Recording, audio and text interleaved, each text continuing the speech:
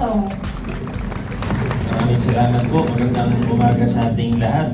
Congressman Roman, sa ating mga konsehal, sa pangulo ni Vice Mayor Dodot, sa lahat po ng mga opisina na kasama natin ngayon. Siyempre, lalong-lalo na sa host po natin sa flag raising natin ngayong umaga, ang ating Bureau of Fire Protection, Pasig, BFP Pasig, sa pangunguna ni Fire Superintendent Angot. Sir, maraming salamat po. At natutuwa po tayo sa serbisyo ng BFP po natin. Hindi lang sa pagresponde sa sunog, na nakita naman po natin, mabilis po talaga. Nakita natin in the last several years ay bumilis ng bumilis ang pagresponde ng ating mga bumbero. Kaya maraming salamat po sa inyo. At hindi lang po yung pagresponde ang ginagawa nila, kundi pati yung mga information education campaign po natin. Araw-araw po yung mga campaign nila na ito, lalo na syempre pag Fire Prevention Month, tuwing buwan ng Marso. Kaya again, salamat po. Siguro sa mga permit naman ng mga negosyante, hindi na po tayo magkakaproblema. Yun na lang naman. Pero sa lahat ng iba, maganda po ang serbisyo ng ating BFP. Pabilis ng pabilis at lalo pang gumaganda. Muli po akong bumabati ng maligayang buwan ng kababaihan. Binabati ko rin po ang lahat ng nag-birthday na department head, lalo na yung mga nag-50th birthday. Attorney Joe, happy birthday po sa inyo. At papasalamat din po tayo dun sa mga sumayaw kanina, sa pangunguna ni Berong at partner ni Berong. Ano pangalan nun? Berang? Berang, totoo? Okay, si Berong Bumbero at si Berang Bumbera. Ayun, okay. Ayos kayo Sa susunod, pag nagkaroon ng wala pang IT month para si Sir JC naman ang sasayaw. Magandang umaga po sa ating lahat. Hello! Pepe!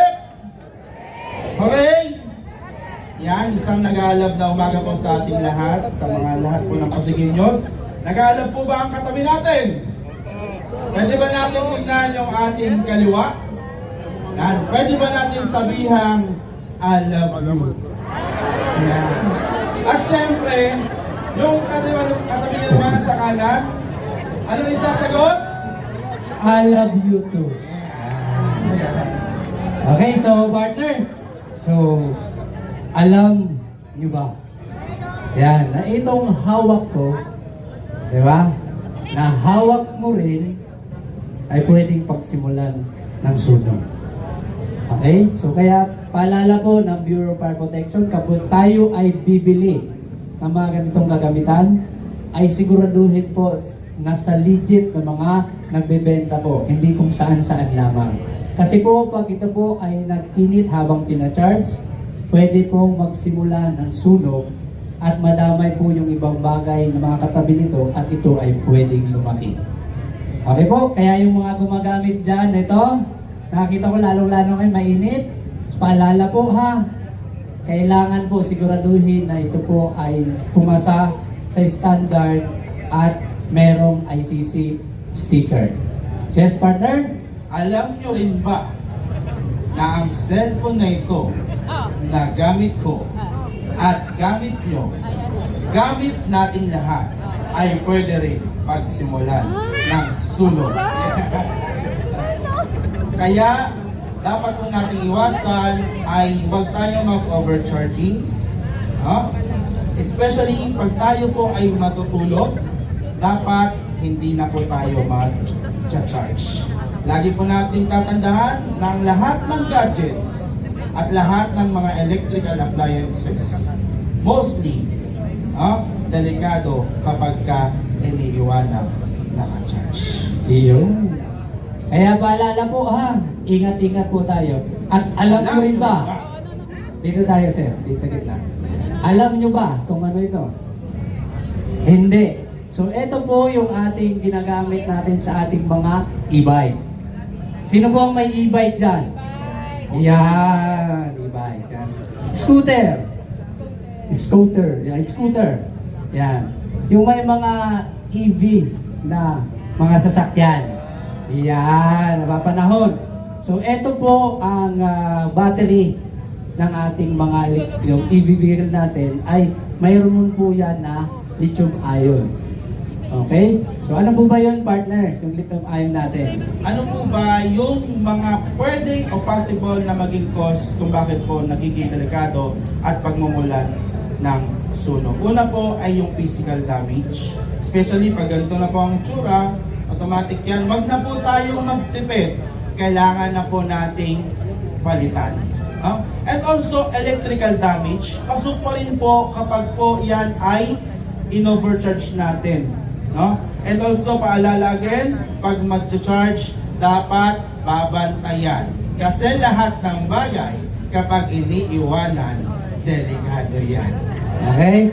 At yung may mga e-bike po dyan, paalala po ng Bureau of Fire Protection, kung inyo pong i-charge, huwag po dadalhin sa loob ng bahay. Kasi po, pag ito po ay nag-overcharge, pag simula ng sunog, ang inyong mga kabahayan pwedeng mawala sa ilang minuto lamang. At hindi lang kabahayan, partner, maging sarili nating buhay at mga buhay ng ating pamilya. So ano po bang gagawin natin pag nagkaroon ng maliit na apoy o yung mga electric appliances natin? Okay? Tumawag po agad ng bumbero. Anong hotline na tatawagan natin? Emergency hotline numbers. Emergency hotline number? 3 number lamang po. Alam naman natin yan. 911. Kaya panala po, huwag mong kalimutan tumawag bago mag-Facebook Live. Okay? Partner, mukhang mainit na yung ating Sa ganyan. pangunahing pinagmumulan din po ng sunog sa atin. No? Sino po ba dito ang mahilig magluto? Mostly kasi dahil Women's Month, di ba? Oh, yung mga kababaihan natin. Ako, pieces ko, pinaglulutuan ko, partner. O siyempre ako rin. What if ganito ang kinalabasan, di ba? Nag-overheat na yung ating mantika. Right? Dapat ba nating buhusan ng tubig? Hindi. Bakit? Ano ang pwedeng mangyari kapag binuhusan natin ng tubig? Paalala po, huwag pong gagayahin sa bahay ha. Yan. Kahit konting tubig lamang po, pakibuhusan ng konti na. Yan. Yan. Mag-cause po siya ng steam. At pag yan po ay lumaki pa, pwedeng pagsimula ng sunog yan. Magbe-burst po yan. Yan. Nakita nyo yun? Kunting tubig lang yan. Dagdagan mo nga ng konti. Tingnan natin. Yan. Yo, pag ganyan po, nag-aapoy o nagliliyab na, ang gagawin po natin, kumuha po tayo ng takip ng kaldero o kawali. Paano po ang pagtakip? Mula sa baba. Yan. Yan. Yan. Upang huwag tumilamsik po sa atin yung ating apoy. Kung wala naman po tayong takip, ang gagawin po natin, meron po tayong, sige partner, Basang-basahan. basang-basahan. Paano po? Tatakip lang po natin mula sa baba papunta. Yan. At isasara po yung, sige partner, yan, isasara po natin yung regulator. Yan. Kung wala naman tayong mga kagamitan ng ganyan at meron tayong fire extinguisher sa bahay, paano po natin gagamitin yung fire extinguisher? Paano? Yan. Sabi ni ma'am. Yan. Pasok. Yan. Tandaan po natin ang acronym natin na TPAS. Okay? So, sino po ba ang may ganito sa bahay? Siyempre, iilan lang. Yan. Paalala po. Okay. Ano po ba yung T sa TPAS? Stands for twist the pin. Okay. Twist the Until pin. the safety seal is broken. Broken. Okay. Yan po ang tatanggalin natin. Sunod po ay yung letter P. Pin. Pull the pin. Yan. Pull the pin. Kailangan po matanggal po yung pin. Yan. A. Aim the nozzle at the base of the fire. Tamang paghawak po, sa dulo po ang tamang paghawak. One step forward, one step backward. Yan. Kasi may pressure po yan. Pag ginamit natin, pwede tayong matumba. Then letter S, Squeeze the lever. Yung lever po, yung nasa taas. Yan. And last na S po natin, is sweep from side to side. Yan. Tandaan, T, pass. Twist the pin, pull the pin, aim the nozzle at the base of the fire, squeeze the lever and sweep the nozzle side by side. So sa muli, kami po ang nagpapaalala mula sa Bureau of Fire Protection. Ngayong Fire Prevention Month, sa mamamayang nagdadamayan, sunog ay maiiwasan. Magandang umaga po.